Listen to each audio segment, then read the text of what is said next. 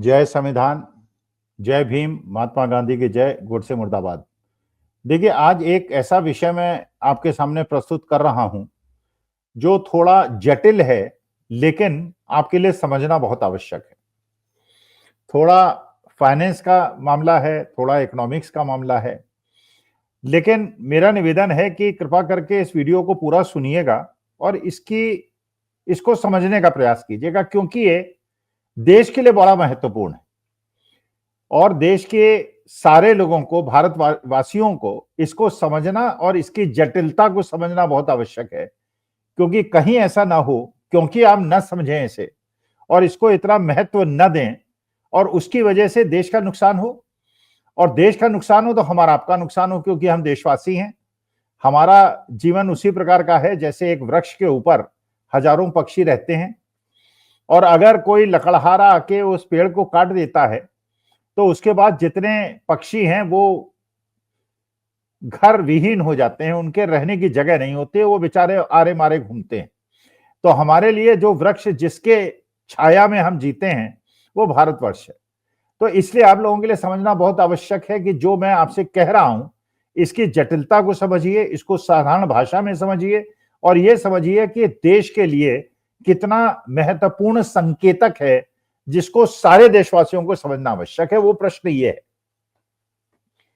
आपने बहुत सारी वीडियो देखी, आपने बहुत सारे प्रस्तुतिकरण देखे जिसमें ये पता चला कि देश की जो करेंसी है, हमारे देश की रुपया, वो डॉलर की तुलना में बहुत कमजोर होता जा रहा है। अच्छा, ये इतना महत्वपूर्ण विषय है कि जो मेरे ख्याल से जिन लोगों को अर्थशास्त्र या फाइनेंस से कोई लेना देना नहीं है उनको भी समझना चाहिए कि ये कोई ऐसी मामूली घटना नहीं है, इसको आप ऐसे नहीं टाल सकते।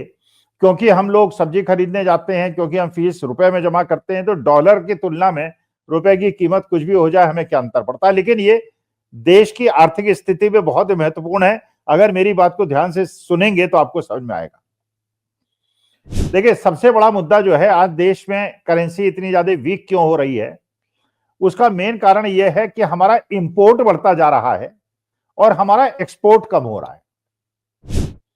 जब आप इंपोर्ट करते हैं तो डॉलर देश के बाहर जाता है, जब आप एक्सपोर्ट करते हैं तो डॉलर देश के अंदर आता है। और अगर आपका इंपोर्ट बढ़ता जाएगा और एक्सपोर्ट कम होता जाएगा तो आपके देश से डॉलर निकलेगा, डॉलर की डिमांड आपको देश को ज्यादा पड़ेगी। जब डॉलर की डिमांड रुपए की तुलना में ज्यादा हो जाएगी तो डॉलर मजबूत हो जाएगा, रुपया कमजोर हो जाएगा। अरे, हमारे देश की जो परिस्थिति है वो बाकी देशों से अलग है, क्योंकि यूरोप है, जापान है, चीन है, ये वो देश है जो निर्यातक देश है, जो निर्यात करते हैं। और हमारा देश जो है मूलतः हम आयातक देश है। हम तेल आयात करते हैं, हम गोल्ड आयात करते हैं, और तेल इतनी ज्यादा मात्रा में हम आयात करते हैं कि बहुत बड़ा हमारा विदेशी जो मुद्रा भंडार है वो उस पर खर्च होता है। अच्छा, एक तो ये मुद्दा हो गया एक्सपोर्ट इंपोर्ट, और दूसरा जो सबसे महत्वपूर्ण मुद्दा है वो ये कि जो हमारे शेयर मार्केट के अंदर पैसा लगा है उसमें एक बहुत बड़ा भाग विदेशी निवेशकों का लगा है। विदेशी निवेशकों में भी सबसे ज्यादा पैसा अमेरिकन का लगा है। और ये जो अमेरिकन जब हमारे शेयर मार्केट में पैसा लगाते हैं तो डॉलर लाते हैं, और जब हमारे शेयर मार्केट में शेयर बेचते हैं तो डॉलर बाहर जाता है। तो जब ये विदेशी निवेशक देश के शेयर मार्केट में इन्वेस्ट करते हैं तो रुपया मजबूत होता है, और जब ये पैसा निकालते हैं तो रुपया कमजोर होता है। और पिछले 6 महीने से आप देख रहे हैं, जब से अमित शाह जी ने और मोदी जी ने कहा था 4 जून के इलेक्शन के पहले कि सब लोग शेयर खरीद लें, और शेयर खरीद लेंगे तो शेयर जो है बहुत ऊपर चले जाएंगे, और लोगों ने खरीदा भी था। इलेक्शन के पहले बहुत खरीदा था, 7% शेयर मार्केट बढ़ गया था। लेकिन जब इलेक्शन के बाद भारतीय जनता पार्टी को मेजोरिटी नहीं मिली तो 7% गिर भी गया था। और जिन लोगों ने अमित शाह जी, मोदी जी की बात सुनी थी उनको लाखों करोड़ों का नुकसान हो गया। लेकिन चलिए, वो एक अलग मुद्दा है।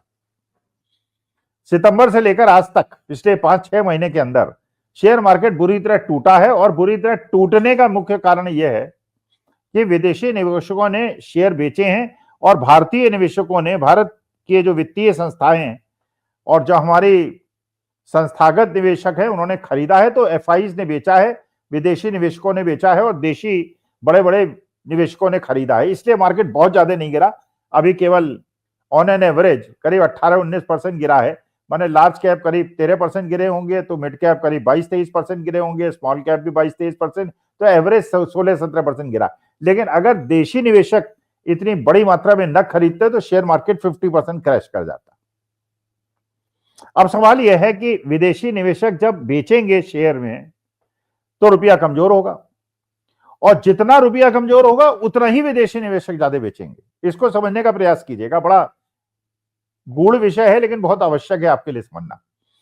जब विदेशी निवेशक बेचेंगे तो रुपया कमजोर होगा, रुपया कमजोर होगा तो विदेशी निवेशक और ज्यादा बेचेंगे, और जब ये चलता रहेगा मामला। अच्छा, विदेशी निवेशक क्यों बेचेंगे, अब जरा समझने का प्रयास कीजिए।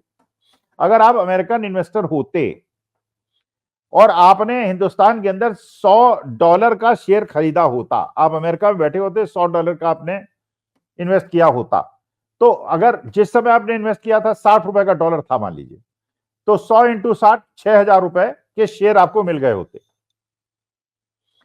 लेकिन जब आज के तारीख में उस शेयर को अगर वही विदेशी निवेशक जिसने $100 का शेयर खरीदा था आज उसको बेचता, और उस समय तक मान लीजिए 25% मार्केट बढ़ गया होता, तो 25% का जो उसके शेयर में एप्रिसिएशन होता और 40% रुपया हमारा कमजोर हो जाता, तो उसको कोई फायदा ना होता बल्कि उसको 15% का नुकसान हो जाता, क्योंकि 25% का फायदा होता और 40% का नुकसान रुपए की कमजोरी की वजह से हो जाता है। इसलिए विदेशी निवेशक और ज्यादा पैसा निकाल रहे हैं कि भारतवर्ष के अंदर रुपए के कमजोर होने की वजह से उनके फायदे की कोई गुंजाइश नहीं रह गई। इसलिए वो अमेरिकन मार्केट में जा रहे हैं, इसलिए वो चीनी मार्केट में जा रहे हैं, इसलिए विदेशी मार्केट्स में जा रहे हैं, और जितना ज्यादा वो जा रहे हैं उतना ज्यादा भारतीय रुपए की कीमत गिरती जा रही है, और जितनी ज्यादा गिरती जा रही है वो और ज्यादा बेचते जा रहे हैं। तो बहुत बड़े चक्रव्यूह में हम फंस गए। अच्छा, दूसरी एक और बात समझनी आपके लिए बहुत आवश्यक है कि ये जो शेयर मार्केट है और जो बैंकिंग सिस्टम है, ये देश की अर्थव्यवस्था के लिए कितना महत्वपूर्ण है। भाई हमारे आपको तो अंतर नहीं पड़ता, हम लोग तो छोटे मोटे मध्यम वर्ग के लोग हैं, तनख्वाह पाते हैं, थोड़ी बहुत हमारी कमाई होती है। लेकिन आप ये सोचिए, मान लीजिए आप एक उद्योगपति होते और आपको 5,000 करोड़ की यूनिट लगानी होती। अब 5,000 करोड़ तो आपके घर में पड़ा नहीं है, मतलब कुछ लोगों के पड़ा होगा, लेकिन ज्यादातर लोग, बल्कि अंबानी अडानी भी जो हैं, जब वो बड़े बड़े प्रोजेक्ट्स लगाते हैं तो अपना पैसा तो लगाते ही लगाते हैं, लेकिन उसका एक बहुत बड़ा भाग वो बैंक से लोन भी लेते हैं और बहुत बड़ा भाग शेयर मार्केट से उठाते भी हैं। लेकिन अगर आपका शेयर मार्केट नेगेटिव रिटर्न दे रहा होगा और लोगों का विश्वास शेयर मार्केट से टूट रहा होगा, तो अगर कोई भी इंडस्ट्री भारतवर्ष का अगर भारतीय शेयर मार्केट में पैसा उठाना चाहेगा तो ना तो उसको भारतीय निवेशकों से पैसा मिलेगा ना विदेशी निवेशकों से पैसा मिलेगा, क्योंकि जो निवेशक है वो शेयर मार्केट, भारतीय शेयर मार्केट से धक्का खा चुका है। तो आज के तारीख में अगर कोई भी पूंजीपति भारतवर्ष के अंदर बड़ी इंडस्ट्री लगाने के लिए लोन लेना चाहेगा या इक्विटी में पैसा उठाना चाहेगा, अच्छा ये भी एक मोटा मोटा सिद्धांत आप समझ लें भाई, जब आप शेयर मार्केट से पैसा उठाते हैं, शेयर बाजार से पैसा उठाते हैं, तो उसमें कोई इंटरेस्ट तो देना नहीं होता, शेयर होल्डर्स को डिविडेंड देना होता है। डिविडेंड बहुत कम होता है, न भी दें तो कोई ऐसी कानूनी बाध्यता नहीं है कि आप डिविडेंड दें। तो शेयर, वहां पे जो लोग शेयर मार्केट में पैसा लगाते हैं वो डिविडेंड के लिए नहीं लगाते, बल्कि मूलतः वो जो प्राइस बढ़ते हैं उसकी वजह से लगाते हैं। और जब वो आप लोन लेते हैं तो आपको इंटरेस्ट देना होता है। तो किसी भी इंडस्ट्री के लिए अच्छा है कि वो इक्विटी मार्केट से पैसा उठाए, वो शेयर मार्केट से पैसा उठाए। और शेयर मार्केट से अगर लोगों का विश्वास गिर रहा है और मार्केट 20% गिर चुका है, तो लोग पैसा इंडस्ट्री से इंडस्ट्री उठा नहीं पाएगी, और इंडस्ट्री नहीं उठा पाएगी तो बड़ी बड़ी इंडस्ट्री कैसे लगेंगी, बड़ी बड़ी इंडस्ट्री नहीं लगेगी, देश का औद्योगिक विकास कैसे होगा, और देश का औद्योगिक विकास नहीं होगा तो लोगों को नौकरियां कैसे मिलेंगी। और अगर विदेशी निवेशक नुकसान होने की वजह से अपना पैसा डॉलर निकालेंगे और रुपया कमजोर होता जाएगा, रुपया कमजोर होने की वजह से शेयर मार्केट और गिरता चला जाएगा, तो हमें आपको ये समझने की बहुत ज्यादा आवश्यकता है।